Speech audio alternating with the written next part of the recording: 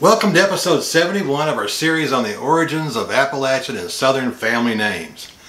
Our journey today will take us from southern Appalachia and the deep south to the bonny lands of Scotland and the rugged peaks of the Norwegian uplands. We'll learn about the origin of a southern rider's family name as well as the maiden name of a young mother who traveled the Trail of Tears. I hope you'll join me. Let's get started. Number 1, house. When I received this request, I immediately thought of a colleague I once had when I was an associate professor at Lincoln Memorial University in Harrogate, Tennessee. It's Harrogate, Tennessee if you're from around here. If you're from England, it's Harrogate. Silas House is a best-selling novelist from Corbin, Kentucky. His surname is quite common in the southeastern part of the Commonwealth, the Bluegrass State. But where did his surname originate? Were his earliest ancestors shut-ins, hence attracting the surname of House? They just don't want to leave the house. Nope. As it turns out, it's an Old English Norse-derived name for one who dwelled in a large house. Kind of like a palace or something, I guess. Maybe even a castle. I didn't find the name among the traditional families of Ireland, Wales, or Scotland, so I think we're safe in calling House an English surname with Old Norse roots. Number 2, Doherty, or Doherty. Every now and then someone requests a surname that I find in my own family tree. Ellen Frances Doherty, my third great-grandmother, married Isaac Morris, who happened to be my third great-grandfather. That's handy, isn't it? Third great-grandmother, third great-grandfather.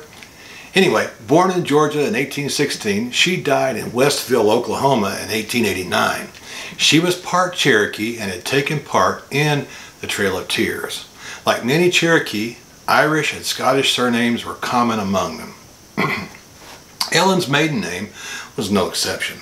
Its Irish Gaelic spelling is it was given to a person who descended from a hard-hearted fellow. Some online sources claim that Doherty is also Scottish, but I couldn't find it among the traditional surnames of the Bonny Land or Wales, so I'm confident that Doherty is an Irish surname. Number 3, McManus. This surname shows some aspects of the proximity of the land of the Vikings to the Bonny Land of the Scots. The Gaels and the Norse share some cultural traits as well as genes. Now folks, it's an anthropological fact that genes flow faster across the landscape than culture. Now I'll leave it to your imagination to determine how that could happen, but it does. Culture, of course, is all that we do and the knowledge to carry out those activities. McManus is a Scottish name that has been in the Scottish record since around 1506. It means the son of Magnus. While it has deep Latin roots for great, it's a very common given name in Scandinavia. For instance, Magnus I ruled Norway from 1024 to 1047. In Northern Ireland's county Tyrone, McManus was changed to Manassas. I hope that name rings a bell for you because it's attached to a town and Civil War battlefield in Virginia. At the end of the day, I'm confident that McManus is a Scottish surname, while Manassas is a Scots-Irish rendering of the same name. Number 4, Hagler. As I've mentioned a few times on the Vantage Point, I'm a Major League fan of boxing. When I received this request, I immediately thought of marvelous Marvin Hagler. From 1973 to 1987, Marvin was the undisputed middleweight champion of the world. He had a record of 62 wins, 3 losses, and 2 draws. Marvin passed away in 2021 at the tender age of 66. He's missed by his family, friends, and fans. At the end of the day, we want to know where Marvin's last name originated. Hagler, as it turns out, is a South German surname. It was given to a person who lived by a hedge or enclosure. It doesn't appear among the traditional surnames of Ireland, Wales, England, or Scotland, so I'm confident that Hagler began its existence as a German surname.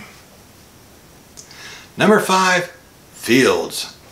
When I was a kid, there was a cute young lady who starred on a TV show in which she was able to fly around with the help of her cornet. For 5 bonus points toward the final exam, name that TV show. If I told you her name, it wouldn't be that difficult to find the answer. But anyway, at any rate, the name was given to an old English family that lived in a field. Fields indicates the son of the dweller of that field. The name Fields is found in the medieval records for Ireland, but it doesn't appear among the traditional surnames of Scotland or Wales. So I'm confident that Fields is either an English or Irish surname with deep English roots.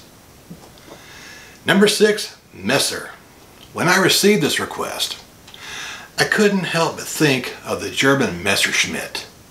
Now, Messerschmitt was a manufacturer of airplanes. They wreaked havoc in World War II. Knowing this, I wondered if Messer was likewise a German name. As it turns out, it is indeed a German or Ashkenazi name taken from the word for knife or cutlery. I couldn't locate Messer among the traditional surnames of England, Wales, Ireland, or Scotland. At the end of the day, I think we're more than safe in calling Messer a German or Ashkenazic surname. I say this despite at least one online source that claims there's a sizable presence of people named Messer in Great Britain. That may well be true, but it's not included in any of my books on the UK and Ireland. This fact suggests that its presence in the Isles is rather recent.